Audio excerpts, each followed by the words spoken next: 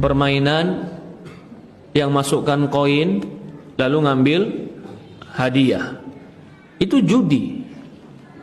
Kenapa? Karena uangmu pasti keluar, tapi belum tentu barang kau dapatkan.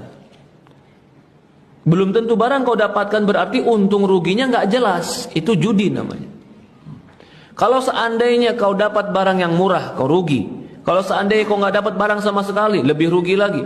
Kalau kau dapat barang yang bagus, kau untung, tapi rugi itu pasti ada.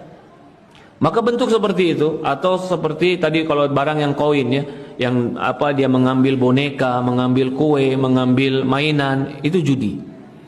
Atau seperti dia masukkan koin, tiba-tiba bola jatuh tapi nggak tahu bola jatuh ini kemana.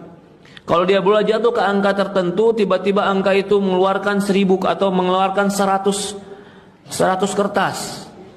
Kalau dia jatuh ke tempat yang lain mengeluarkan 50 kertas. 50 kupon. Nanti kupon ini kalau sudah berangka 120 dia tukar dengan mainan. Ini pun judi. Kenapa? Karena di situ dia nggak tahu ini bola mau jatuh kemana, dan dia mengeluarkan uang dengan sesuatu yang tidak tahu untuk apa uang itu.